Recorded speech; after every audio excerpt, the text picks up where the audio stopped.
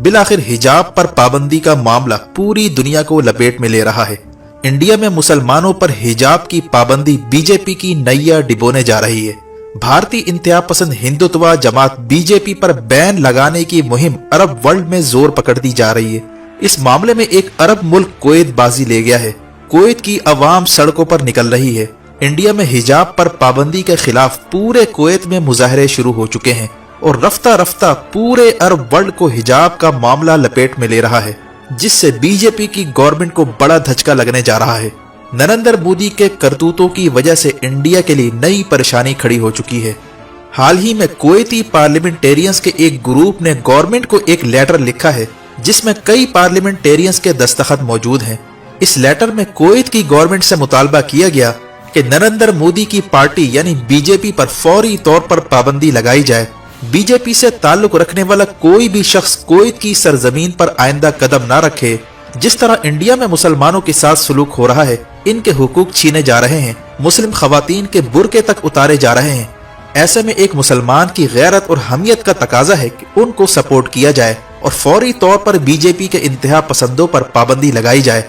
अगर इससे भी काम नहीं बनता तो इंडिया का इकोनॉमिकली बायकॉट किया जाए, इनके साथ तमाम रिलेशन खत्म किए जाएं और बीजेपी और आरएसएस के सपोर्टर्स को चुन चुन कर गिरफ्तार करके इन्हें कुवैत से निकाला जाए। ये वो सूरत हाल है जो इंडिया के लिए अब दर्द सर बन चुकी है।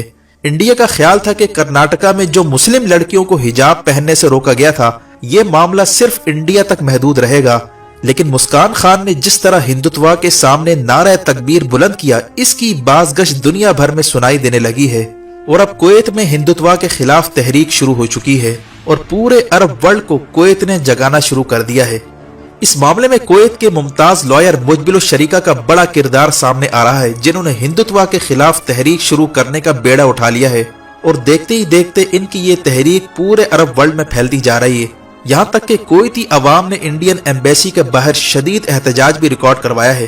कुवैत की इलीट सोसाइटी, जिसमें मुमताज कानून दान और सिविल सोसाइटी और सियासतदान शामिल हैं, उन्होंने मेन स्ट्रीम मीडिया पर इंडिया के खिलाफ प्रेस कॉन्फ्रेंसेस करना शुरू कर दी हैं।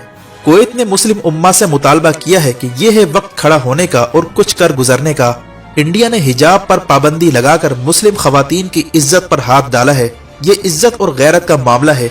अगर इंडिया हिजाब पर से पाबंदी खत्म नहीं करता और नरेंद्र मोदी मुसलमानों के साथ जारी सलूक की मजम्मत नहीं करता तो पूरी अरब दुनिया बशमूल मुस्लिम ममालिक को बैक वक्त खड़ा होना होगा और बीजेपी की गवर्नमेंट को सबक सिखाना होगा। वाज़ेह है कि इस वक्त कुवैत की सरजमीन पर जो हिंदुत्व के खिलाफ तहरीक शुरू हुई, इससे अरब हुक्मरानों पर शदीद प्रेशर आ चुका है। उन्हें खतरा है कि इसकी पादाश में इनकी हुकूमत खतरे में ना पड़ जाए।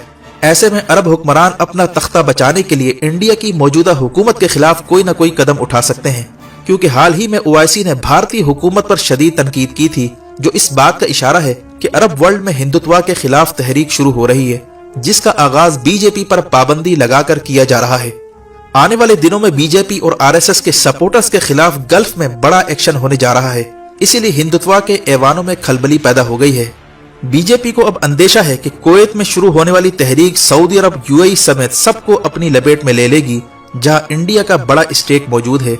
जबकि भारतीय सियासतदान शशि थरूर ने बयान दिया है कि मोदी की हरकतों की वजह से इंडिया को नुकसान होने जा रहा है और बीजेपी पर पाबंदी का मुतालबे को रीट्वीट भी कर दिया है, जिससे मालूम होता है कि इंडिया के अंदर बीजेपी के खिलाफ शदीद जज्बात उभर रहे हैं।